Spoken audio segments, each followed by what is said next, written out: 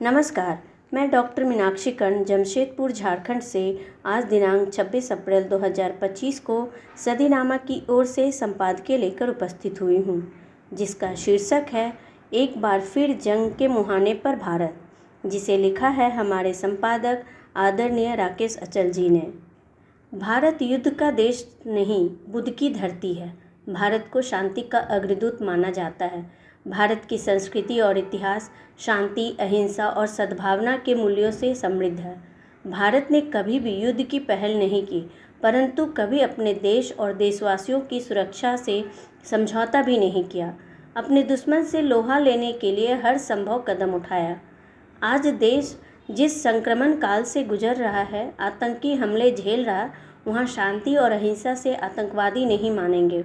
इसलिए एक बार फिर आतंकियों को सबक सिखाने के लिए अस्त्र शस्त्र उठाना होगा। इसी को लेकर हमारे संपादक महोदय जी ने एक बार फिर जंग के मुहाने पर भारत लेख लिखा है। तो देखते हैं राकेश अचल जी ने क्या लिखा है। प्रस्तुत है आज का संपादकीय। भारत एक बार फिर युद्ध के मुहाने पर है। यह युद्ध किसी सीमा विवाद की वजह से नहीं, बल्कि उस आतंकवाद के खिलाफ होने की अटकलें हैं जो पाकिस्तान से वाबस्ता है। कश्मीर घाटी के पहलगाम में 26 लोगों की दिन दहाड़े नृशंस हत्या की वारदात ने भारत को जबरन युद्धोन्मुख किया है। आसमान में लड़ाकू विमानों की भागदौड़ साफ दिखाई देने लगी है। हमारे लड़ाकू विमान भी गरज रहे हैं और देश के नेता भी। अब देखना है कि दोनों के सुर कब एक होते हैं और बमों की बरसात कब शुरू होती है। भारत कृषि प्रधान देश है, युद्ध प्रधान नहीं। भारत ने अपनी आज़ादी से लेकर अब तक जितनी भी जंग लड़ी है, उनमें शायद एक भी युद्ध ऐसा नहीं है जो भारत ने अपनी तरफ से लड़ा हो। देश के पहले प्रधानमंत्री पंडित जवाहरलाल नेहरू से लेकर आज के प्रधानमंत्री श्री नरेंद्र दामोदर दास मोदी भी युद्ध के पक्ष में नहीं हैं। सबको पता है कि जंग से कुछ हासिल नहीं होता। जंग से सिर्फ और सिर्फ बर्बादी होती है। हर जंग में मनुष्यता कराहती है, निर्दोष लोग मारे जाते हैं। फिर भी यदि जंग के अलावा कोई दूसरा विकल्प नहीं होता तो भारत जंग से पीछे नहीं हटता। आगे भी शायद ऐसा ही हो। मोदी जी ने तो यूक्रेन और रूस की जंग समाप्त करने के लिए काफ़ी भागदौड़ की थी। बात कोई 4 दशक पुरानी है। शायद 1984 के ग्वालियर के कैंसर अस्पताल परिसर में माननीय अटल बिहारी की अध्यक्षता में एक कवि सम्मेलन हो रहा था।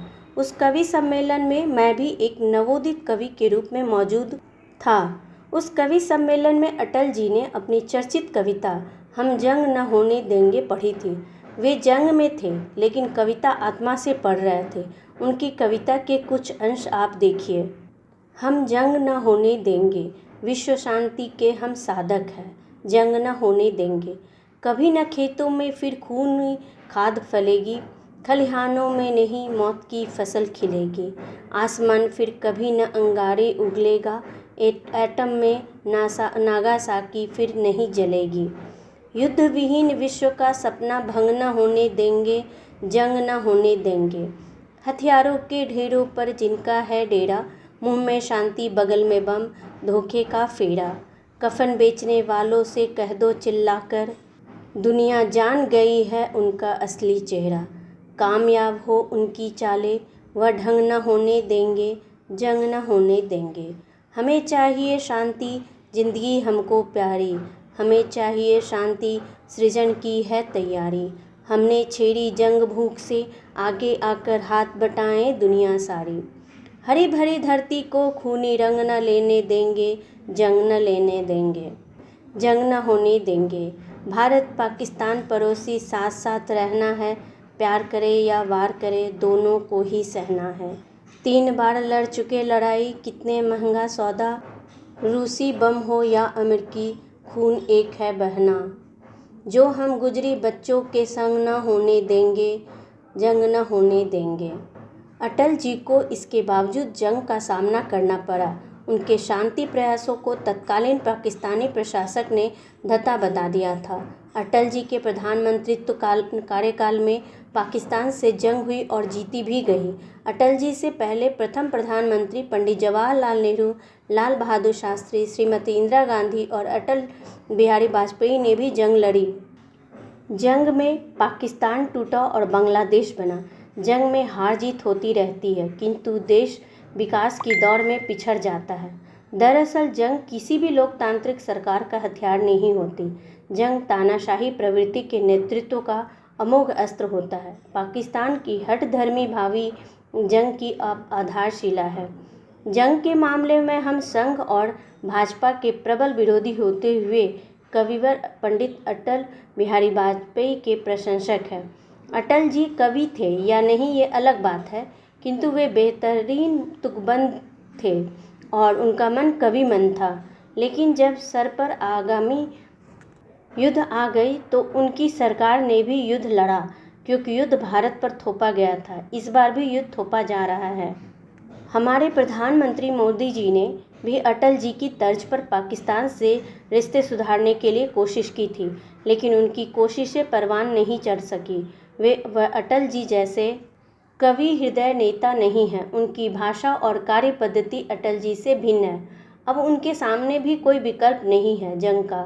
यदि उन्होंने जंग न लड़ी तो वे राजनीतिक जंग हार जाएंगे, क्योंकि उन्होंने मुसलमानों के खिलाफ देश में ही नहीं बल्कि दुनिया में भी एक अघोषित ध्रुवीकरण करने की कोशिश की है। कोई माने या न माने, किंतु इस समय देश में सरकार के तमाम फैसलों की वजह से मुस्लिम विरोधी वातावरण है। इस वातावरण को तैयार करने में भाजपा सत्ता और प्रतिष्ठान ने बहुत मेहनत की है। इससे देश की समरसता यानी धर्मनिरपेक्षता खतरे में है, लेकिन सरकार को इसकी कोई परवाह नहीं है। सरकार की इसी लापरवाही का नतीजा है कि देश में पुलवामा के बाद हम पहलगाम हो गया। खैर, जो हुआ सो हुआ। अब आगे भी जो हो वो ठीक ही होगा। उस समय मोदी जी की किस्मत है कि आतंकवाद के खिलाफ उन्हें विश्वव्यापी समर्थन मिल रहा है। अटल जी के साथ ऐसा नहीं था। जंग के लिए पहले देश को तैयार किया जाए, फिर फौज को। फौज तो हमेशा तैयार रहती है, लेकिन जनता नहीं।